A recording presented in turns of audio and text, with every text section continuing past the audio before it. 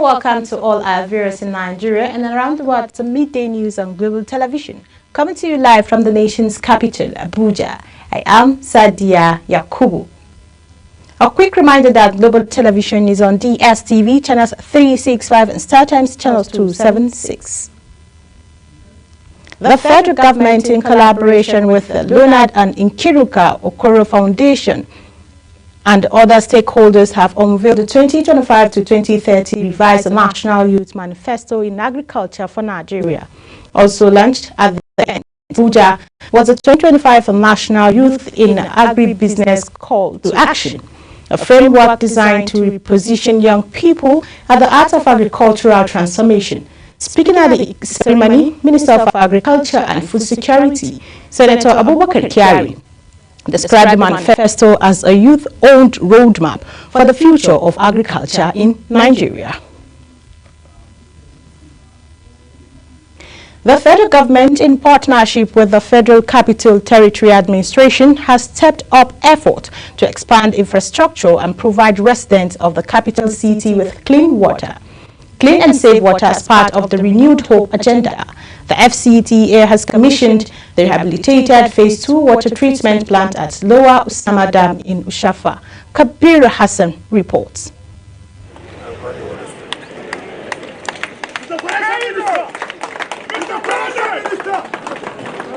The commissioning ceremony at the Lower Usama Dam drew dignitaries who praised President Bola Tinubu's commitment to ensuring water availability across Abuja. For years, the dam has been a major water source for the FCT, but with a growing population and rising demand, Minister of the FCT, Nyesom Wike, says the newly completed Phase 2 treatment facility will boost supply and maintain safety standards and ease water scarcity. But by the New Hope agenda of Mr. President, the directive was given that water is life, water is an essential service that we must have to carry out to the residents of Abuja.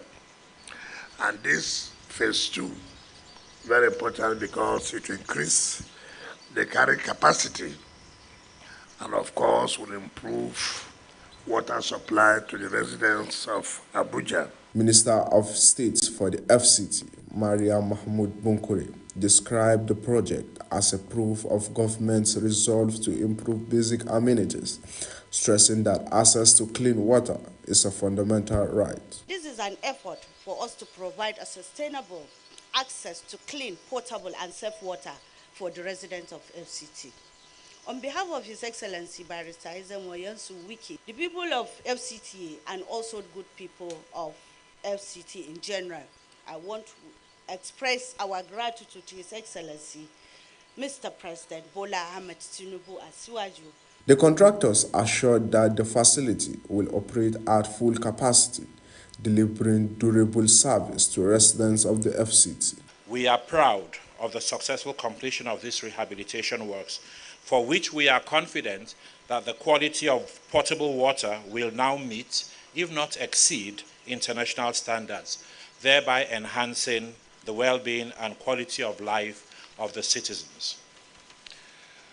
We wish to extend our deepest appreciations to His Excellency, Mr. President and Commander-in-Chief of the Armed Forces, His Excellency Asiwaju Bola Ahmed Tinubu GCFR. The commissioning of the water treatment plant is expected to mark a turning point for water distribution in Abuja, with government assuring residents of improved access to clean water. Kabir Hassan, Global TV News. The federal government has launched a new youth empowerment initiative aimed at tackling climate change through the circular economy. The program, introduced by the Minister of Youth Development, will train Nigerian youth in recycling and waste management with a focus on textiles, plastics, glass and paper. Ubong Usero completes the reports. The federal government, through the Federal Ministry of Youth, has unveiled a digital platform to empower Nigerian youth with skills in textile, plastic, glass, and paper recycling. The Minister of Youth Development, while unveiling the platform, mentioned that Nigeria generates over 30 million tons of waste every year, a challenge the government believes can be turned into an opportunity for innovation and sustainable development. Today is another step for the efforts to put into action a key part of the President Bola Ahmed Tinubu Renew Hope agenda. We may be coming up with these, like I said before. We may be coming up with different initiatives, and we are working towards how to get it to the root. Because the majority of us are from the root, and this is the first time we're having it so special. The Minister of Humanitarian Affairs said the initiative will not only empower young people with employment opportunities, but also contribute significantly to the nation's climate action goals. Well, for me today, it's a day that one can say is well celebrated. I'm just coming from the Eden House, where we celebrated the World Humanitarian Day. It's a day meant to honor all those individuals who want to stand with people at point of conflict, disaster, risk, to reduce and cushion the effect of whatever condition they find themselves. I'm directed to represent DG Nigeria, who is unavoidably absent, and the DG expresses his regret to not being present here, but he has asked that I represent him and present his keynote address. Delivering the keynote on the topic Waste to Wealth, Raising a Generation of Environmental Stewards, the Director General of the National Environmental Standards and Regulation Enforcement Agency, NESDRA, Professor Innocent Bariko, represented by Shola Omotoshi, said the initiative reinforced NESDRA's mission of protecting the environment while driving a secular economy that creates opportunity for Nigerian youths. Ubong Usoro for Global Television. The Economic and Financial Crimes Commission has detained 2 senior officials of the National Hajj Commission of Nigeria over alleged fraud linked to the 2025 Hajj exercise. Both officials had reportedly been taken into custody. In a statement signed by its Assistant Director of Information and Publication, Fatima Usara, on behalf of the Chairman and Chief Executive Officer, Professor Abdullahi Usman, the Commission is reaffirmed its commitment to accountability and due process. The International Federation of the Red Cross has urged Nigerian private sector to step up and support humanitarian efforts following a funding shortfall occasioned by the exit of the United States Agency for International Development. The call was made in an interview with Global Television as part of activities commemorating this year's World Humanitarian Day. Zara Nasir completes the reports. World Humanitarian Day is observed globally to raise awareness about humanitarian work and the importance of international cooperation in civil lives. In an interview with Program Coordinator, International Federation of the Red Cross, Gloria Kunyanga, emphasized that as an umbrella body overseeing different humanitarian organizations, the Nigerian Red Cross plays a vital role in responding to the needs of vulnerable communities. She urged private organizations to provide resources that will help close existing funding gaps and strengthen humanitarian services. We are also lobbying to our private sectors in Nigeria if they can also come and support different organizations, then we should be able to cover this gap. It might take time, but if we work together, we should be able to win it. Meanwhile, some Nigerians interviewed called on citizens to also play their part by volunteering and engaging more in humanitarian services, noting that many people remain in their need. Is to render service to human, to be accessible when the need arises for you to help humanity. It means that if I'm in position to assist, to help the needy, the less privileged, I should be able to do that. It is a work of charity and it is a work to leave marks on the sand of history. People are being rejuvenated, people who are passing through one issue or the other, people who are financially trapped, people who are in one level of infection or sickness or the other, or who are suffering from natural factor like a flood, like a earthquake. Organizations are registered, they call them non-governmental organizations. Human beings are supposed to care for one another as you know you feel on yourself, so you can take care of another person like that. I think that's what I understand for humanitarian value of another person. That is important. Each year, World Humanitarian Day adopts a theme to unite global partners in protecting human dignity, supporting crisis-affected people, and ensuring the safety of aid workers. This year's theme is strengthening global solidarity and empowering local communities. Local communities are not only vital to the growth of society, but they also form the bedrock of humanitarian development. This year, the message is clear. Global partners have a key responsibility in driving humanitarian initiatives in local communities. Zahra Unasser, reporting for Global TV News. An interfaith organization, Faith and Freedom Africa, has called for greater unity and respect for freedom of religious belief in Nigeria. Stakeholders say this is a key to strengthening national oneness and reducing communal clashes. The call was made at the Freedom of Religion or Belief Stakeholders Seminar held in Abuja. Our correspondent Aniete Patrick reports. Cases of human rights violations are on the rise globally, with religion often at the center of conflicts.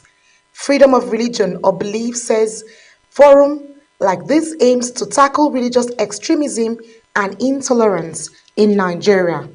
Addressing participants, Nigerian contractor for Faith and Freedom Africa, Felix Samari, stressed the need to uphold the constitutional right to freedom of religion as a foundation for peace and unity. The idea of FOB is to ensure that everyone, whether you are a minority, you are protected to practice your own religion. And so what we do in Faith and Freedom is to educate people more on this fundamental right.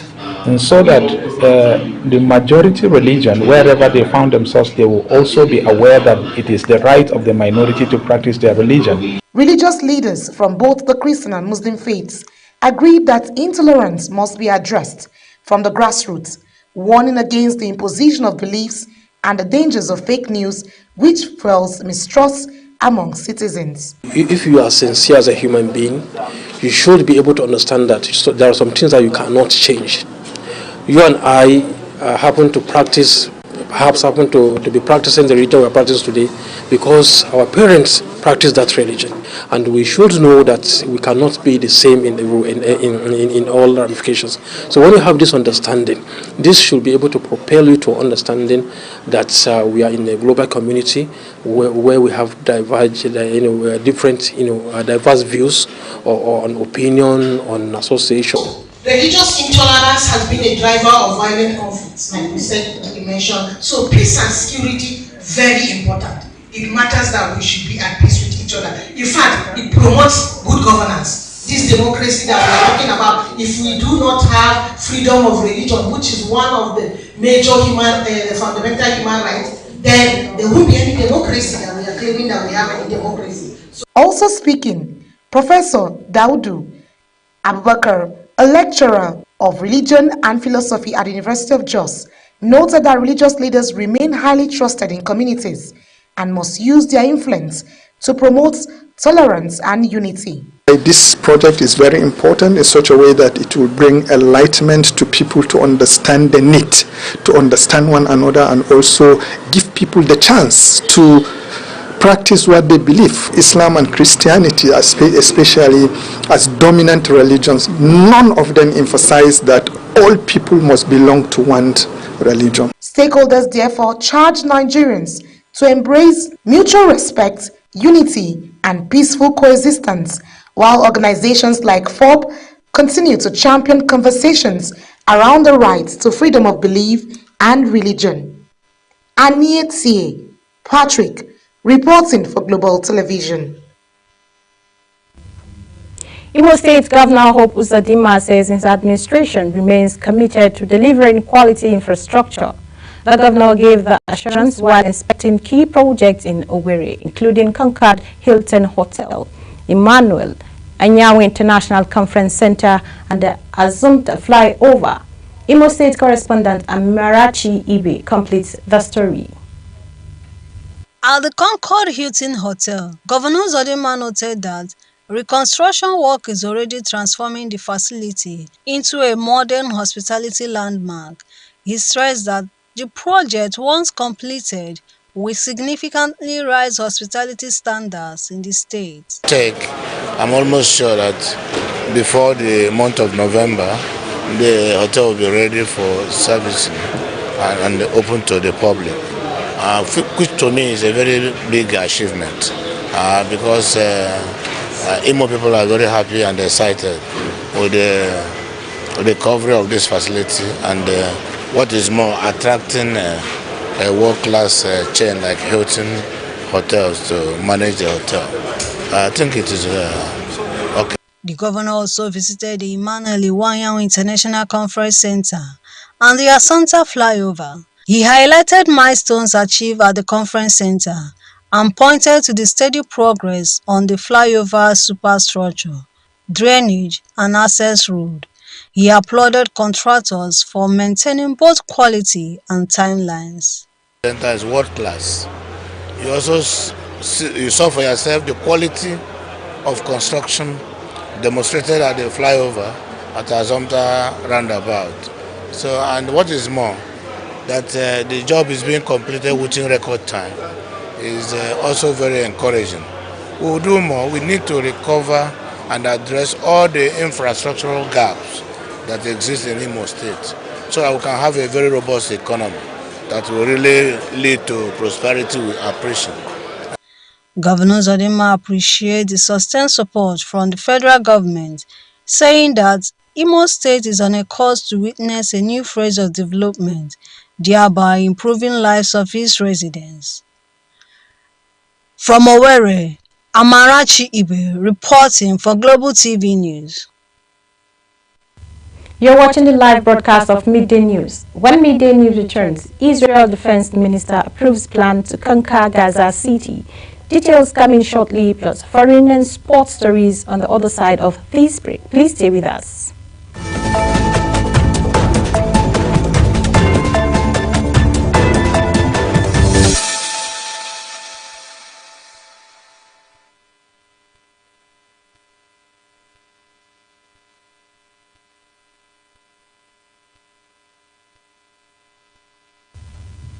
Welcome back. In business news, the United States of American oil exports to Nigeria and other African nations dropped from the fifth month to 3.3 million barrels per day. BPD in July 2025, the Organization of Petroleum Exporting Countries, disclosed these in its August 2025 monthly oil market reports without providing details. The report stated United States crude exports declined for the fifth month in a row to average just 3.3 million barrels per day, the lowest level since March 2022. The federal government has lamented that the 10 billion spent annually by the country on food imports, stating that there is need for innovative financing solutions to boost agriculture and strengthen food security. Minister of Agriculture and Food Security, Abubakar Kyari, made the call in Lagos at an agriculture and expo. Represented by his special advisor, Ibrahim Alkali, the agriculture minister decried the rising rates of food imports and emphasized the need for increased financing in agriculture to boost local production and exports. In a move to strengthen Nigeria's economic fundamentals, the Minister of Finance and Coordinating Minister of Economy, Wale Edun, has held a strategic meeting with the Governor of Central Bank of Nigeria, Dr. Olayemi Cardoso, in Abuja. The Director of Information and Public Relations of the Federal Ministry of Finance, Mohammed Manga, in a statement in Abuja, indicated that the Chairman of the Federal Inland Revenue Service was also in attendance. The engagement focused on deepening coordination between monetary and fiscal authorities to sustain economic stability, strengthen investors' confidence, and unlock private sector growth. On the foreign scene, Syria's foreign minister has met with an Israel delegation in Paris to discuss the escalation and situation in the Druze majority province after deadly sectarian violence last month. State media reported Wednesday Syria's foreign minister Assad and Israel strategic affairs minister attended the meeting along with a Syrian intelligence chief. Syrian state television said, citing an unnamed government source. The meeting discussed the escalation and non-interference in Syria's internal affairs and addressed the monitoring the Syria ceasefire announced by the United States last month. A senior Israel official says the government stands firm on its call for the release of all hostages in all future Gaza ceasefire deal after Hamas accepted a neutral proposal. Mediators are waiting an official Israel response to the plan, a day after Hamas signaled its readiness for a fresh round of talks aimed at ending nearly 2 years of war. Israel Defense Minister has approved the military's plan to conquer Gaza City and authorized the call-up of around 60,000 reservists as confirmed by its ministry. Quds move has piled pressure on Hamas as mediators pushing for ceasefire in the nearly 2-year war in Gaza waited an official Israel response on the latest proposal.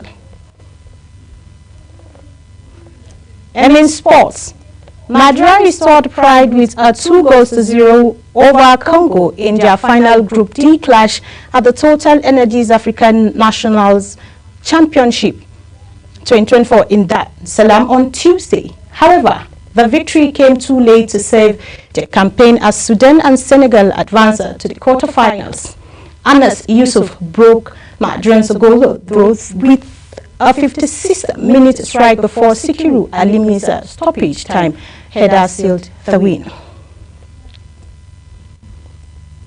Fluminense goalkeeper Fabio has claimed the record for most competitive appearance in men's football when the Brazilian played for 1,391st time. The 44-year-old on Saturday equaled the landmark held by former England stopper Peter Shilton. And Fabio has now gone one better following a 2-0 win over Colombia's American.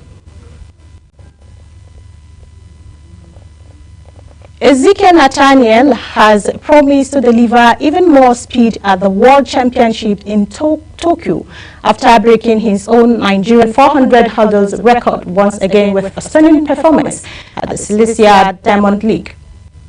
The 22-year-old produced another breakthrough run in Poland, clocking 47.31 to lower his national mark for the 5th time this season. His effort was enough to finish second behind Tokyo 2021 Olympic Championship, who stopped to a world lead of 46.28 seconds, with Nathaniel's time now ranking as the 5th fastest in the world this year. That's it on Global TV News, Midday News. A quick reminder that Global Television is on DSTV, channels 365, StarTimes, channels 276. Kindly follow us across all social media platforms now on your screen using at Global TV NG. I am Sadia Yakubu saying thank you for watching.